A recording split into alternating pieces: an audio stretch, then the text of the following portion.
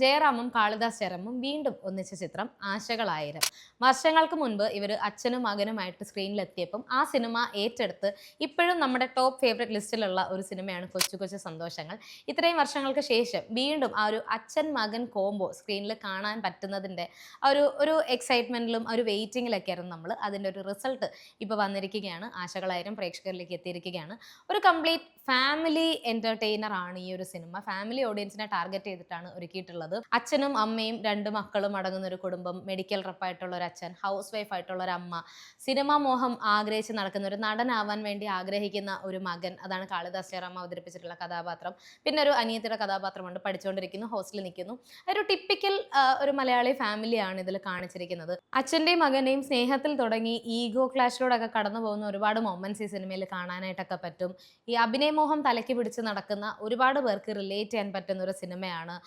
പലപ്പോഴും അവസരങ്ങൾ പല കാരണങ്ങൾ കൊണ്ട് നിഷേധിക്കപ്പെടുന്ന, അതിൻ്റെ കാരണം പോലും അറിയാതെ വീണ്ടും വീണ്ടും സിനിമയ്ക്ക് പുറകെ ഇങ്ങനെ നടക്കുന്ന ഒരുപാട് പേരെ റെപ്രസെൻ്റ് ചെയ്തിട്ടുള്ള ഒരു സിനിമ കൂടെയാണ്. അത്തരത്തിലുള്ള കഥാപാത്രങ്ങളാണ് ജയറാമും കാളിദാസും ചെയ്തിട്ടുള്ളത്. പിന്നെ ഒരു കംപ്ലീറ്റ്ലി ഒരു ജയറാമേട്ടന് വേണ്ടിയിട്ടുള്ള ഒരു ട്രിബ്യൂട്ട് പോലെ തോന്നിയിട്ടുണ്ടായിരുന്നു. ജയറാമേട്ടൻ്റെ കുറേ സിനിമകളിലെ റെഫറൻസുകൾ എടുത്തിട്ടുണ്ടായിരുന്നു. അദ്ദേഹം ഏതൊക്കെയോ രീതിയിൽ പറയാൻ ആഗ്രഹിച്ച കാര്യങ്ങളൊക്കെ ഈ സിനിമയിലൂടെ കൺവേ ചെയ്യുന്നത് പോലെ തോന്നിയിട്ടുണ്ട്. ഇപ്പോൾ സലാം കാശ്മീർ, കൊച്ചു കൊച്ചു സന്തോഷങ്ങൾ, ഈ സിനിമകളുടെയൊക്കെ കുറച്ച് റെഫറൻസുകളും മ്യൂസിക് ട്രാക്കുകളും ഒക്കെ ഇങ്ങനെ എടുത്തിട്ടുണ്ടായിരുന്നു. അതൊക്കെ ഇങ്ങനെ സ്ക്രീനിൽ കണ്ടിരിക്കാനായിട്ട് ഭയങ്കര ഒരു രസമാണ്. പിന്നെ ജയറാമേട്ടൻ എന്ന ആക്ടറിനെ നമുക്കറിയാം, ഒരുപാട് സിനിമകളിലൂടെ അദ്ദേഹം ചെയ്തിട്ടില്ലാത്ത ക്യാരക്ടേഴ്സ് ഇല്ല.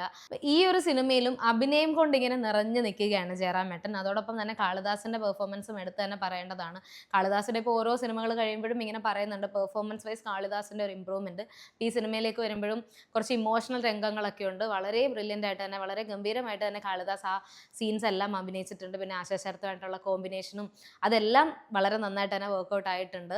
എവിടേക്കോ ചെറുതായിട്ട് കുറച്ചൊരു ഡ്രാമ കൂടുന്നതായിട്ടൊന്ന് തോന്നിയിരുന്നു. അതൊന്ന് മാറ്റി നിർത്തി കഴിഞ്ഞാൽ ഒരു കംപ്ലീറ്റ് ഫാമിലി എൻ്റർടൈനർ തന്നെയാണ് ആശകളായിരം എന്ന് പറയുന്ന സിനിമ. എല്ലാ രീതിയിലും ഇതിലെ മ്യൂസിക് കൊണ്ടും വിഷ്വലി നോക്കിയാലും എല്ലാം നമുക്ക് കണ്ടിരിക്കാൻ പറ്റുന്നതാണ്. ചില സ്ഥലങ്ങളിൽ അറിയാതെ ചിലപ്പോൾ ഒന്ന് കണ്ണു നിറഞ്ഞു പോകും. അത്തരത്തിലുള്ള മൊമെൻറ്റ്സും സിനിമയിലുണ്ട്. സോ എല്ലാം കൊണ്ടും ഫാമിലി ആയിട്ട് നിങ്ങൾക്ക് തിയേറ്ററിൽ പോയി കാണാൻ പറ്റിയ സിനിമ തന്നെയായിരിക്കും ആശകളായിരം.